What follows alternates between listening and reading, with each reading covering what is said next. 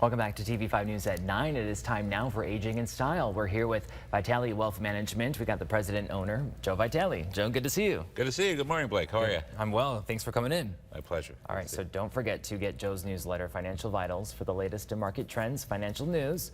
You can do it by scanning the QR code you see on your screen for access. Today's topic might be very helpful for some of us. Financial planning for the holidays. Yeah. All right, Joe. So first up, many people giving out money, Christmas gifts. Those are the best. Yes. What would you say is the right amount, and are there concerns with gifting money? Well, you know, a lot of it comes back to as you get older. A lot of our senior clients, they say, well, I'm just going to start gifting more of our money away. We're going to gift money away because we need to start getting rid of it. And that's okay, you know, and a lot of times part of it is like, well, as far as budget is concerned, you don't want to go overboard, right? And really put yourself in a hole. But as you get older, what if you're in your 80s or what have you, and then you start giving these large gifts, and heaven forbid a nursing home event happens. That's why it's so relevant, because even though the government allows you to gift $18,000 per person per year, if a nursing home event happened, Medicaid says, oh, that's great, but we want that money back or you're disqualified. You're penalized for that gift. So always keep that top of mind, that when it comes to gifting, never go over that amount. You know, if you do, you got to make sure you might have to get that money back. Okay. So if that's ever a concern. So that's one of the things why we always kind of keep that top of mind. All right, good stuff to know. All right, people may be obviously visiting our older loved ones for the holidays. What would you say are signs that we need to look out for that maybe they need help?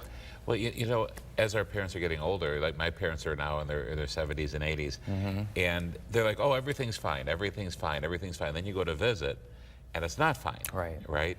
The house, I mean, they do need help, and it's like now, and unfortunately, a lot of the kids today are out of the state, out of the country, and then they only see them once or twice a year, and it's like, wow, mom and dad have really gone downhill a little bit. So that's the time we got to look to see how are they doing, how's the house look, are they eating? Because a lot of times they say they're doing well and they're not, and we now got to step in at this point. Okay. And veterans don't want to forget either benefits they're eligible for, and how can those benefits help them assist maybe with care?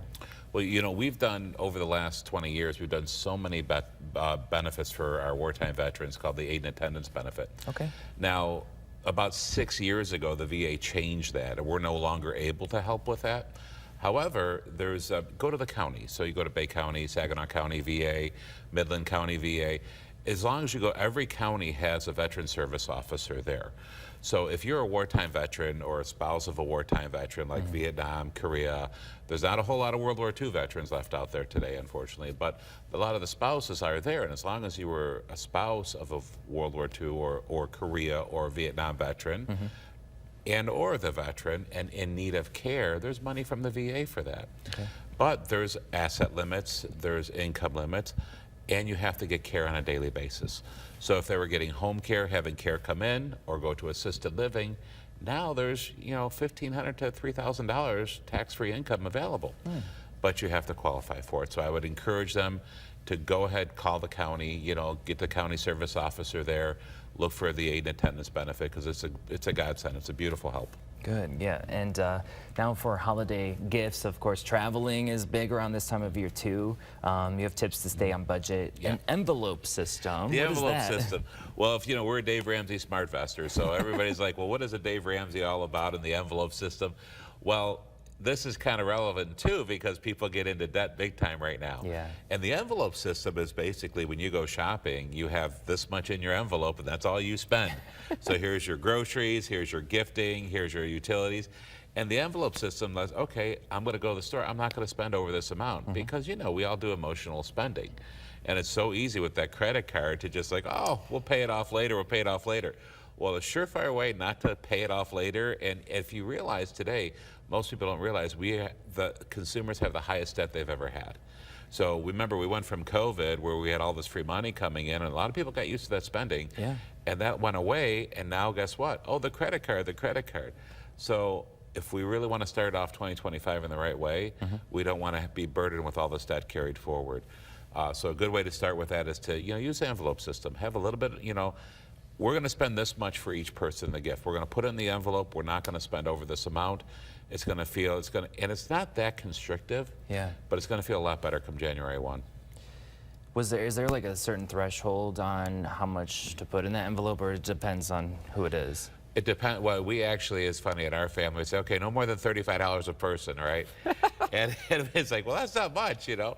But it's when you have a large family and everything, it's sometimes homemade gifts. It's what counts, you know. It's not Yeah. about all the gifts, you know. Right. But I know for my kids, it's a little bit different. It's like 35 is nothing. You're going to spend a lot more than that. But then you try to find different things. Like one of my kids with my grandkids, we're going to do an experience where they want to go to Florida. So I have it. It's like, okay, this is their gift. We're going to take them, and I'm going to help out. It's going to be a nice time. Yeah. So, but the thing is try not to go overboard, and it's not just don't go crazy. Try to be reasonable what you're going to do. Very good. Yeah. Do you have any strategies for end of year planning? Yeah, end of year planning. Well, I know we don't have a whole lot of time left, but you know, looking at Roth conversions, a lot of people don't, you know, it's like, well, why do I want to have more income with a Roth conversion? Number one, if you haven't put into your 401 or your IRA for this year, you still have until April to do that, okay? But Roth conversions, it has to be done at the end of the year. So why is that possible? Why would you do that? Well, if you look ahead and you look at how much the IRA value is, your required minimum distributions are going to be quite a bit. So if we could start doing Roth conversions before the end of the year, that's going to help your tax burden down the road into more tax-free money. Another thing is we talk about QCDs, qualified charitable distributions. A lot of seniors maybe haven't taken their required minimum distribution yet, and they're going to hit with a 50% penalty if they don't do that. Wow. It's huge. That's huge. So make sure you do your required minimum distributions, but if some people, believe it or not, they don't need the money. Yeah. Like, I don't want to do this because I don't want to pay tax on it, I don't need it. You can send it to charity and pay no tax on it. Okay. And it's a win-win. So absolutely, at the end of the year, get it done beforehand. It will help you, if need be. Maybe. Yeah. All right. Well, we appreciate you bringing these in, Joe. Yeah, absolutely, my pleasure. It's a nice little guide for now. And before we go, don't forget to get market updates and more through Joe's newsletter, Financial Vitals. If you want more information too on today's topic, make sure you go to the Aging in Style page under features on WNEM.com.